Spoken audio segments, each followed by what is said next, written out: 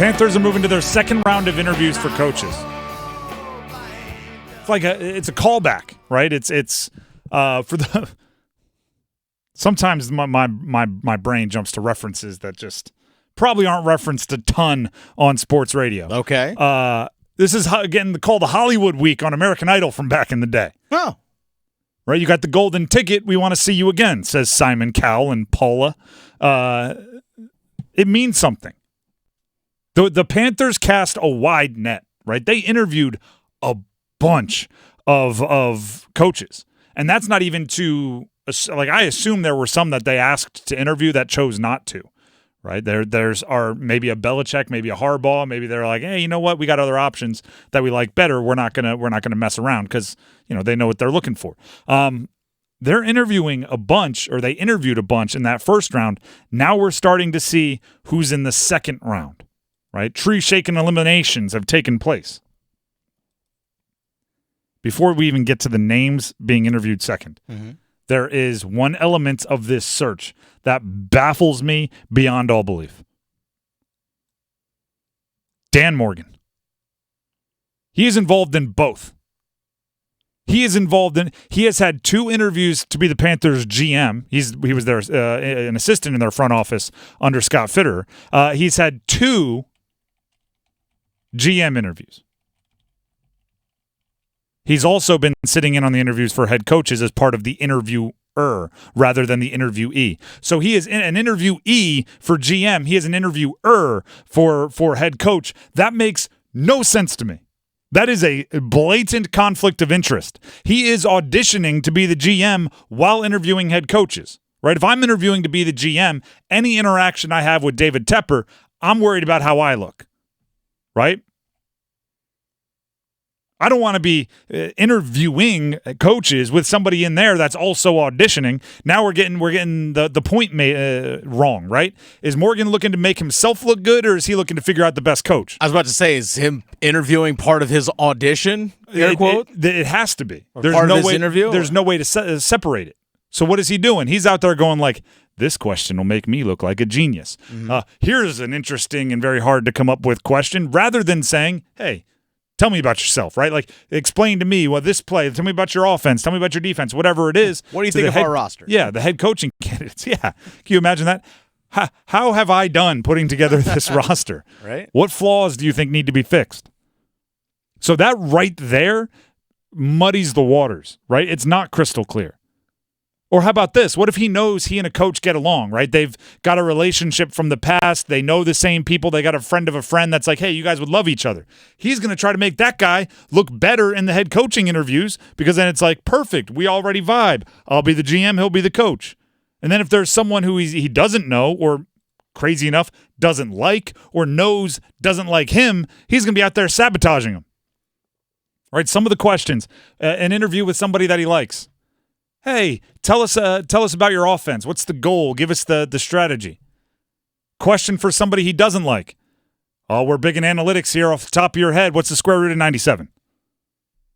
I'm sorry, you took too long. All right, make a note of that, everybody. Slow math. Like, it's brutal. So I'm seeing some of the names that are being now we'll jump to who's actually getting a second interview. Evero, their defensive coordinator from this past year. I think that's a little window dressing. I think they're still trying to keep him in the mix for defensive coordinator next year. Although he's getting a head coach interview with the Titans, so maybe not. Bucs offensive coordinator Dave Canales getting the call back. Rams defensive coordinator Raheem Morris getting the call back, and Bengals offensive coordinator Brian Callahan getting the call back. These all according to different reports, but most of them from NFL Network sources. Do you know what's the thing that stands out most? What's that? No Bobby Slowick. No Ben Johnson. Now, Ben Johnson can't yet because his team's still playing. So if the moment the Lions are either eliminated or playing the Super Bowl, then Ben Johnson is interviewed. That's fine. Bobby Slowick needs to get in there for a second interview. Unless he was a complete catastrophe in his Zoom interview. If they asked him, like, what do you think of our quarterbacks? And he said, oh, I'm a big fan of Cam Newton. Like, unless that is the hey, what do you think about our defense? Well, with Kuechly, you always have a a baseline of pretty good defense. Well, with you, Dan, you're a stud. Yes, I watched your tape. Oh, I'm a big fan of Ron Rivera. I think we can keep him around in some kind of an advisor role. It's like, what is going on here? Hey, Sean McDermott, great. Unless you botched it like that, Slowick has to be there. Now, they may not just have scheduled it yet. Or he might be playing. He literally just played this weekend. Yep. Very true. So did Bucs offensive coordinator Dave Canales. Good point. So just throwing that out there. Here's how I look at it. Right? I'm going to break these up. Evero, I think, is mostly they want to keep him in the mix for a defensive coordinator opening if the next head coach likes him. I hope only if the next coach likes him. Callahan, I think, is the safety school you apply for coming out of high school, right? Mm-hmm. You apply for the Ivy Leagues, then you apply for one that has like a 95% acceptance rate, just so you know you're going to college. I think that's Callahan, right? I don't think he's getting a lot of buzz elsewhere. Raheem Morris is the safe pick. He's a culture. He's a brand guy. He's been around. You know you're going to get some level of professionalism. And that one actually intrigues me a bit because Thomas Brown worked on the same staff in L.A. with the Rams under Sean McVay when Raheem Morris was there. So I'm wondering if you bring in Morris, do you keep Thomas Brown as your offensive coordinator and then let him actually install his own offense, not coach Frank Reich's? That's what happened this past year? No, I agree with that. And Thomas Brown is getting interviews, and he's well thought of in the league despite what happened this past year. And Dave Canales is a confusing one to me too because I didn't see the Bucs offense as that innovative this year. I think it's always impressive when you get Baker to look good. But that one's confusing and might be a little spy move where it's like, let's learn as much as we can about someone in the division. It's also, here's the offensive playbook. All right, Mike Evans, you run deep on a post route. Baker, throw it. Chris Godwin, be somewhere else open if he needs you. That's the offense. And it worked.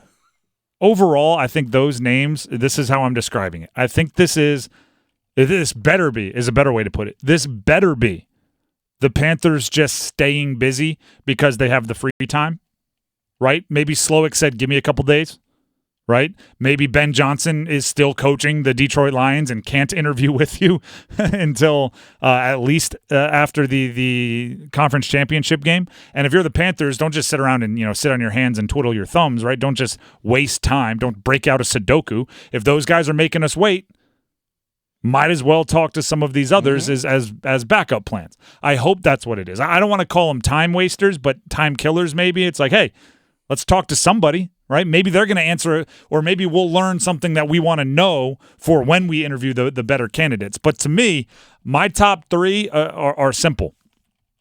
Johnson, Slowick, Mike Vrabel. Doesn't look like Vrabel's an option. Doesn't look like they're interested in him.